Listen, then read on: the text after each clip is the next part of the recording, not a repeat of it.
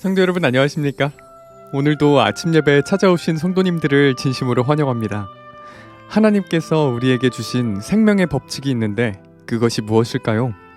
온 우주 만물을 창조하신 하나님께서 우리에게 어떤 법칙을 주셨을까요? 오늘 말씀 정말 중요합니다. 꼭 들어보시길 바랍니다. 이제 기도하겠습니다. 하늘에 계신 아버지, 우주에서 보면 너무나도 작고 먼지 같은 지구에 사는 저희를 하나님의 백성 삼으시려고 아침 예배로 불러주신 은혜에 감사드립니다. 아침 예배를 통해서 우리의 마음을 날마다 씻어 하나님의 거룩한 백성 될 수 있도록 인도하여 주시옵소서. 오늘은 하나님께서 주신 완전한 생명의 법칙이 무엇인지 배우고자 합니다. 옥토밭과 같은 마음을 주셔서 말씀의 씨앗이 마음 깊이 새겨질 수 있도록 도와주시옵소서. 오늘도 말씀을 준비하신 목사님의 건강과 가정, 선교 사역을 붙잡아 주시옵소서. 예수님의 이름으로 기도드립니다. 아멘. 오늘 저희가 함께 묵상할 제목은 완전한 생명의 법칙입니다. 이제 목사님께서 교제를 통해서 권면의 말씀을 전해주시겠습니다. 안녕하십니까? 완전한 생명의 법칙은 십계명을 뜻하는 것입니다. 예수께서 말씀하셨죠? 너희가 나를 사랑하면 계명을 지키리라 라고 하셨습니다. 그래서 우리가 주님을 사랑하기 때문에 계명을 지키는 것입니다. 주님을 우리가 사랑하면 우리의 마음이 성령의 지배로 들어가게 되고 십계명을 정말 즐거운 마음으로 지키는 성도들의 삶을 살게 되는 것입니다. 십계명을 지켜서 구원받는 것이 아닙니다. 그것은 큰 오해죠. 하나님을 사랑하는 성도들이 계명을 지키는 선한 열매를 맺게 되는 것입니다. 그래서 하나님의 사랑과 계명에 대한 순종은 나란히 가는 것입니다. 자, 오늘 본문 성경절 읽겠습니다. 이에 하늘에 있는 하나님의 성전이 열리니 성전 안에 하나님의 언약궤가 보이며. 자, 여기 하늘에 있는 하나님의 성전이 열린다 그랬습니다. 다시 말해서 하늘에 성전이 있다는 것이죠. 하늘 성소가 있다는 것입니다. 그리고 성소 안에 뭐가 있다 그랬어요? 하나님의 언약궤, 십계명이 있다는 것입니다. 성도 여러분, 십계명은 신의 산에서만 그 지상 성소에만 있었던 게 아니라 하늘 성소에 하나님의 언약궤, 다시 말해서 법궤 속에 십계명이 있다는 것입니다. 오늘 많은 그리스도인들이 이 말씀의 의미를 잘 모릅니다. 왜냐하면 두 가지 성소가 있다는 것을 모르는 것입니다. 지상 성소가 있었습니다. 그것은 유대인들의 성소였죠. 지상 성소가 있었습니다. 그런데 그 지상 성소는 십자가에서 예수께서 돌아가실 때 폐지되었습니다. 더 이상 유대인의 성소에 가서 우리가 양을 잡을 필요가 없는 것입니다. 그런데 하늘 성소가 있는 것입니다. 우리가 방금 계시록 11장 19절에서 읽었죠. 하늘에 있는 하나님의 성소가 열린다 했습니다. 또 그 성소에, 지성소에 언약궤가 있다고 했습니다. 법궤가 있습니다. 그 안에 십계명이 있는 것입니다. 그래서 하늘 성소가 분명히 있는 것입니다. 그래서 히브리서 8장 5절에 보면은 하늘 성소에 대해서 이렇게 말하고 있는 것입니다. 히브리서 8장 5절, 그들이 섬기는 것은 하늘에 있는 것에, 자, 그들은 유대인들이 섬기는 것은 하늘에 있는 것의 모형과 그림자라. 자, 하늘에 있는 것이 하늘 성소인데 하늘 성소의 모형과 그림자가 모세가 장막을 지으려 할 때 지시하신가 어둠과 같으니. 그래서 하늘에 원형이 있고 이 땅에 원형이 있으면 그림자가 있죠. 이 땅에 모형과 그림자가 있다는 것입니다. 그래서 모세가 이 성소 장막을 지으려 할 때 하나님께서 하늘 성소를 보여주시면서 내려가서 이렇게 지어라 해서 성소의 치수와 모양을 다 주신 것입니다. 그래서 하늘 성소가 원형이고 이 땅의 지상 성소는 모형과 그림자라는 것입니다. 자, 다시 읽겠습니다. 히브리서 8장 5절입니다. 그들이 섬기는 것은 하늘에 있는 하늘 성소의 모형과 그림자라. 모세가 장막을 지으려 할 때 지시하심을 어둠과 같으니 이르시되 삼가 모든 것을 산에서 내게 보이던 본을 따라 그 모형을 따라 지으라 하셨느니라. 산에서 하나님께서 하늘 성소를 보여주셨어요. 그래서 모세가 자기가 본 것 그대로 치수 그대로 하나님께 받아가지고 내려와서 지은 것이 이스라엘의 지상 성소입니다. 그래서 십자가에서 돌아가시고 부활하신 그리스도께서 하늘로 승천하셨는데 바로 하늘 성소에 들어가셨다는 것입니다. 그 성소에서 우리의 죄를 위해서 중보하고 계시고 우리가 기도할 때 그것을 받아셔서 하나님께 전달해 드리고 응답하시는 그 중보의 사역을 지금 하고 계신 것입니다. 그래서 우리는 지금 하늘 성소를 향해서 기도하는 성도들입니다. 우리 구주께서는 볼지어다 내가 내 앞에 열린 문을 두었으되 능히 닫을 사람이 없으리라 라고 증거하신다. 우리는 하나님의 성전의 이 열린 문을 통하여 언약궤 안에 보관되어 있는 왕의 법을 본다. 자, 지금 여기서 계시록 3장 8절에 열린 문이라는 말이 나오죠? 이것은 하늘 성소의 휘장이 열려져 있다는 것입니다. 그 휘장 사이로 들여다보니까 거기 언약궤가 보인다는 것입니다. 그 안에 십계명이 담겨져 있다는 것이죠. 그래서 우리는 하나님의 성전의 이 열린 문을 통하여 언약궤 안에 보관되어 있는 왕의 법을 본다. 자, 왕의 법이 무엇인가요? 하늘 왕의 법입니다. 십계명입니다. 그 십계명이 어디 있다 그랬어요? 네, 언약궤 안에, 지성소 언약궤 안에 있다는 것입니다. 자, 그런데 왜 십계명을 왕의 법이라고 부를까요? 십계명은 언약궤 법궤 안에 보관되어 있죠?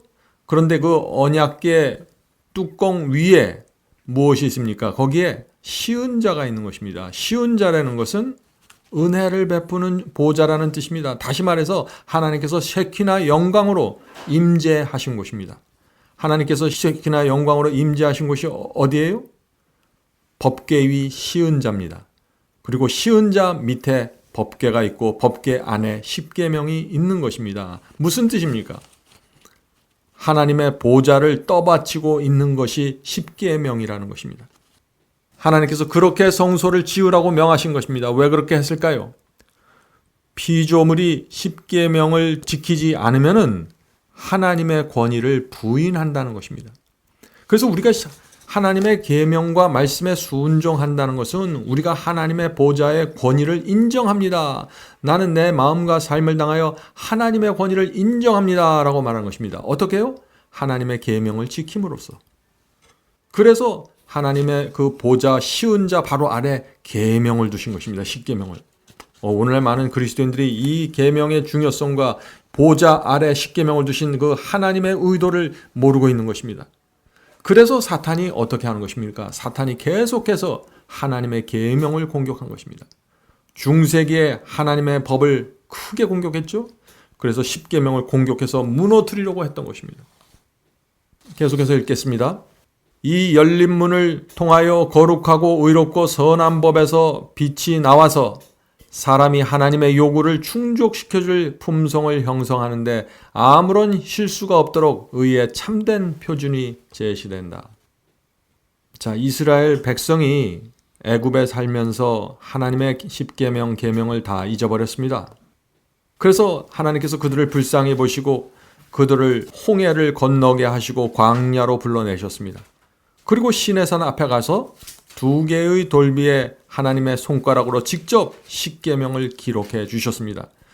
그러면서 너희는 이렇게 살라고 명하신 것이죠. 다시 말해서 하나님께서 이스라엘 백성에게 도덕률을 주신 것입니다. 그래서 그 도덕률대로 살아야 하나님의 요구, 공의가 만족되는 것입니다. 그래서 우리는 우리의 성품은 십계명을 지키는 성품이어야 한다는 것입니다. 오늘 많은 분들이 친절하고 온유하고 부드러워요. 그런데 이상하게 십계명은 지키지 않으려고 하는 것입니다. 그것은 하나님의 권위에 대한 도전입니다. 내가 아무리 착하고 선하고 온유하다고 해서 하나님의 계명을 지키지 않으면 그건 아무것도 아닙니다. 세상 사람들 중에서도 온유하고 겸손한 사람들이 많아요. 그런데 그들은 하나님의 계명을 지키지 않죠. 그리스도인의 특징과 그리스도인만의 그 고유한 성품은 십계명을 지키는 충성스러운 삶에서 나오는 것입니다. 그래서 십계명의 4계명은 하나님을 위한 계명이죠. 너희가 하나님을 사랑하면 이런 계명들을 지킬 거야 하고 하나님께서 주신 계명입니다. 또 사람을 향한 계명이 있는 것입니다. 너희가 사람을 정말 사랑하면 너희들이 부모를 공경하고 거짓말하지 않고 간음하지 않으면서 이런 계명들을 지키게 될 거야 라고 주신 것입니다. 그래서 십계명은 하나님의 사랑과 하나님의 마음과 이스라엘 백성들에 대한 하나님의 호소가 담겨져 있다는 것입니다.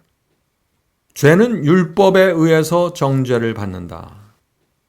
자, 죄가 무엇입니까? 죄가 요한일서 3장 4절. 여러분들 이 성경절 기억해 주셔야 됩니다. 요한일서 3장 4절에 죄의 정의가 나옵니다. 요한일서 3장 4절. 죄를 짓는 자마다 불법을 행하나니 죄는 무엇이라고요? 죄는 불법이라. 성도 여러분, 죄는 불법입니다. 하나님의 법과 계명을 범하는 것이에요. 그래서 그것을 범하면 율법이 와서 나를 정죄하는 것입니다. 그래서 우리가 율법의 정죄를 받지 않고 죄책감을 갖지 않고 살려면은 하나님의 법에 순종하는, 마음과 몸이 순종하는 삶을 살아야 된다는 것입니다. 우리는 죄를 버려야 한다. 교만과 이기심은 마음이 온유하고 겸손하신 그분을 몰아내지 않고서는 품성 가운데 있을 자리를 발견할 수 없다. 자, 이 말이 무슨 뜻입니까? 마음에서 우리가 예수님을 밀어내면은 교만과 이기심이 나타나게 된다는 것입니다. 자, 우리가 어떻게 예수님을 우리 마음속에서 밀어낼까요? 하나님께서 말씀하신 그 말씀과 계명을 지키지 않으면은 우리가 예수님을 밀어내는 것입니다. 왜냐하면 그 말씀과 계명을 주신 분은 하나님 예수님이니까 그렇습니다. 둘 중 하나입니다. 죄가 들어오면은 그리스도께서 나가고 그리스도께 들어오면은 죄가 나가는 것입니다. 그래서 그리스도께서 우리 마음에 거하시면 교만과 이기심이 사라지는 것입니다. 성도 여러분, 우리가 의도적으로 하나님의 말씀과 계명을 지키지 않으면, 하나님의 뜻이 무엇인지 알면서 지키지 않으면은 예수께서 우리 마음속에 거하실 수 없는 것입니다. 왜냐하면 그 하나님을 대적하는 정신과 예수님은 함께 우리 마음속에 있을 수가 없는 것이죠. 둘 중 하나를 우리가 받아들이게 되는 것입니다. 하나님의 율법은 품성을 시험하는 표준이다. 자, 여기 또 중요한 말씀이 나오죠. 하나님의 율법, 하나님의 계명에 순종하는가 하지 않는가가 우리의 품성이라는 것입니다. 그 사람의 품성은 하나님의 뜻에 순종하는 품성인가 아닌가가 어떻게 결정돼요? 하나님의 말씀과 계명에 순종하는가 아닌가로 결정되는 것입니다. 성도 여러분, 하나님의 십계명을 지키지 않는다는 것은 내가 하나님의 뜻대로 살고 싶지 않다는 것입니다. 그래서 우리가 하나님의 계명과 말씀 앞에 서면은 우리의 품성이 그대로 드러난다는 것입니다. 그래서 하나님의 계명이, 하나님의 말씀이 우리의 마음을 시험하고 테스트한다는 것입니다. 성도 여러분, 우리가 하나님의 말씀과 계명 앞에 나갔을 때 여전히 마음에 평안이 있고 주의 사랑이 내 안에 머물 때, 그때 하나님의 율법이 내 마음에 새겨져 있는 그런 상태가 되는 것입니다. 계속해서 읽겠습니다. 마음은 최고한 자유의 율법, 곧 성령께서 심령을 감동시켜 명백히 깨닫게 하시는 율법에 순종하지 않으면 안 된다. 죄를 추방하는 일은 영혼이 자신의 가장 고상한 능력을 활용하여 스스로 해야 한다. 성도 여러분, 우리가 하나님의 계명을 지키려면은 그게 내 힘으로 내 뜻대로 열심히 한다고 지켜지는 것이 아니에요. 첫 번째 여기 뭐라고 말씀하셨습니까? 성령께서 우리의 마음을 감동시켜 줘야 됩니다. 그리고 그 율법의 뜻이, 율법이 요구하는 바가 무엇인지 정확하게 우리 마음속에 알려주셔야 되죠. 그렇게 되면 우리 마음속에서 그것을 지키고 싶다는 소원이 생기고 지켜야 된다는 마음이 생기는 것입니다. 그래서 이 모든 것이 죄를 추방하는 일은 영혼이 자신의 가장 고상한 능력을 활용하여 스스로 해야 할 일이다 라고 했죠. 가장 고상한 능력이 뭐예요? 우리의 자유의지입니다. 성령께서 우리의 자유의지, 마음을 감동시켰을 때 우리 스스로 죄를 추방하고 물리쳐야 된다는 것입니다. 죄는 하나님께서 대신 물리쳐 주는 것이 아니에요. 하나님과 성령께서는 내 마음을 감동시켜 주시고 역사하시는 것이고 마지막 선택은 내가 하는 것입니다. 죄를 붙잡고 있을지 거절할지 말이죠. 시내산에서 주신 하나님의 율법은 무한하신 하나님의 마음과 뜻의 사본이다. 거룩한 천사들은 그것을 신성하게 받든다. 자, 여기 이 말씀에서 무엇을 뜻합니까? 십계명은 하나님의 마음과 뜻이라고 했습니다. 십계명 이퀄 하나님의 마음과 뜻입니다. 왜 이런 등식이 성립하게 될까요? 자, 우상 숭배하지 마라. 하나님의 마음이고 뜻이라는 것입니다. 그것이. 여호와의 이름을 망령되이 일컫지 마라. 그것이 하나님의 마음이고 뜻이라는 것입니다. 그래서 우리가 하나님의 뜻을 거절하지 말아야 되는 것입니다. 제7일 안식일을 기억하여 거룩하게 지켜라. 그것이 하나님의 마음이고 뜻이라는 것입니다. 부모를 공경하라. 그것이 하나님의 마음이고 뜻입니다. 하나님은 이런 마음을 갖고 있다는 것입니다. 그래서 하나님께서 이스라엘 백성들에게 하나님의 마음과 그 뜻을 전달하기 위해서 10계명 돌비에 손가락으로 써서 하나하나 10가지 계명을 기록해 주셨다는 것입니다. 그래서 하나님은 그런 마음을 갖고 있기 때문에 동일한 마음, 그 10계명을 지키고 싶은 그 충성함과 소원을 가진 그런 성도들이 결국 하늘에 구원받아 가게 된다는 것입니다. 하나님을 닮은 자들이죠. 자, 10계명 요구에 순종해야 그리스도인 품성이 완성될 것이며 그리스도를 통하여 인간을 타락 이전의 상태로 회복시켜 줄 것이다. 자, 여기 놀라운 말씀이 나오죠. 지금 구원이 무엇인가에 대해서 지금 말하고 있는 것입니다. 구원이 무엇입니까? 그것은 10계명 하나하나 따져서 내가 요거는 지켜야겠다. 오늘 이거 지켜야지. 이렇게 하나하나 따져서 지켜서 구원을 얻어내는 것이 아닙니다. 구약시대 유대인들이 그렇게 하다가 멸망당한 것입니다. 그건 율법주의죠. 구원은 심령의 변화에서 시작되는 것입니다. 십자가의 피를 보고 내 마음속에 하나님의 은혜에 대한, 하나님의 희생에 대한 감사와 충성이 새겨지면서 나도 하나님의 말씀에 순종하고 싶다는 간절한 소원이 생기게 되는 것입니다. 그것이 은혜가 내 마음을 지배하는 상태입니다. 이런 변화가 일어나면은 그런 사람들은 자연히 10계명 전체를 온 마음으로 받아들이게 된다는 것입니다. 10계명 중 어느 하나라도 충돌하거나 대적하는 심령이 없는 것입니다. 그리스도의 피가 우리에게 새 마음을 주셨기 때문입니다. 그 새 마음을 받지 않으면은요, 우리의 옛 마음으로는 항상 이 계명은 지킬 수 있는데 저 계명은 지킬 수 없어. 저 계명은 지키고 싶지 않아. 항상 이런 상태가 되는 것입니다. 그런데 그리스도 아래서 새 마음을 받으면 하나님의 뜻 전체가 내 마음에 새겨지면서 계명을 지키는 것이 무겁지 않게 된다는 것입니다. 성도 여러분, 바로 이것이 구원받는 성도의 경험입니다. 그 율법이 금지한 죄는 하늘에서 결코 있을 곳을 찾을 수 없었다. 자, 이 말씀이 무슨 뜻입니까? 하나님의 계명과 율법을 범하는 죄들을 가지고 하늘에 들어갈 수 없다는 것입니다. 자, 요한계시록은 이 사실을 분명하게 말합니다. 요한계시록 22장 15절, 요한계시록 마지막 장이죠. 하늘 도성에 들어가는 자들을 말하면서 누가 들어갈 수 없는가를 분명하게 선포합니다. 행음하는 자와 살인자와 우상 숭배자들과 및 거짓말을 좋아하며 지어내는 자마다 예루살렘 성 밖에 있으리라. 자, 여기 성 밖에 있으리라 하는데 이것은 새 예루살렘, 하늘 예루살렘을 얘기하는 것입니다. 여기 모두 10계명을 얘기하고 있죠. 살인하지 말라, 우상 숭배하지 말라, 거짓말하지 말라. 이 10계명의 죄 하나하나를 열거하면서 이렇게 지키지 않는 사람들은 하늘 예루살렘 성에 들어가지 못한다 하는 것입니다. 성도 여러분, 살인을 범했던 사람도 하늘 갈 수 있을까요? 그렇습니다. 살인을 범해도 주 앞에 나가서 진심으로 회개하고 용서받으면 하늘 갈 수 있습니다. 그러나 그 죄를 용서받지 못하고 고집하면 못 가는 것입니다. 과거에 거짓말을 했더라도 그 죄를 용서받고 주 앞에 사함 받아야 되는 것입니다. 그 죄를 10계명을 범하는 죄를 그대로 마음에 품고 누구도 어느 한 사람도 하늘 도성에 들어갈 수 없다 하는 것입니다. 그건 당연한 것이죠. 죄를 갖고 누가 하늘에 들어갈 수 있겠습니까? 자, 여기서 마지막 문장을 읽겠습니다. 이 오늘 말씀의 요약이고 핵심입니다. 율법은 사람을 그리스도께로 인도하고 그리스도께서는 그들에게 율법을 돌아보도록 가르치신다. 자, 여기 두 가지를 말합니다. 첫 번째는 율법은 우리 사람을 그리스도께 인도한다고 했습니다. 자, 이것이 무슨 뜻일까요? 바울은 율법을 몽학 선생이라고 했습니다. 자, 다시 말해서 율법은 안내자라는 뜻입니다. 어디로 우리를 안내해요? 그리스도께 안내한다는 것입니다. 왜 이렇게 될까요?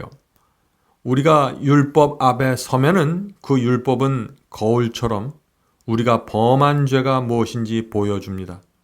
간음한 사람이 10계명 앞에 서면은 간음하지 말라는 그 계명의 정죄를 받게 됩니다. 아프게 됩니다. 너무나 그 죄를 정확하게 보여주기 때문이죠. 우리가 십계명을 지킬 수 없는 그 이기심, 교만 이런 것들을 가지고 있다는 것을 그 율법이 우리에게 보여줍니다. 그래서 율법은 우리를 그리스도께로 보내는 것입니다. 율법이 우리에게 이렇게 말하는 것입니다. 너는 간음한 죄가 있고 너는 거짓말한 죄가 있으니까 그리스도께 가서 용서를 받아라. 그렇게 율법이 우리를 보내는 것입니다. 그리스도께로.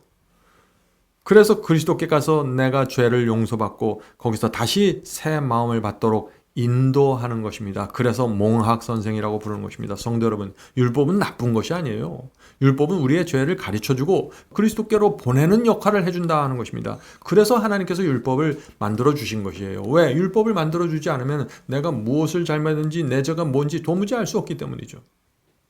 자, 두 번째는 뭐예요? 그리스도께서는 우리에게 율법을 보도록 가르치신다. 자, 무슨 뜻입니까? 율법이 우리의 죄를 지적하면서 그리스도께 보냈는데 그리스도는 율법으로부터 온 우리에게 다시 율법을 보도록 가르친다는 얘기입니다. 자, 이 말씀을 설명하죠.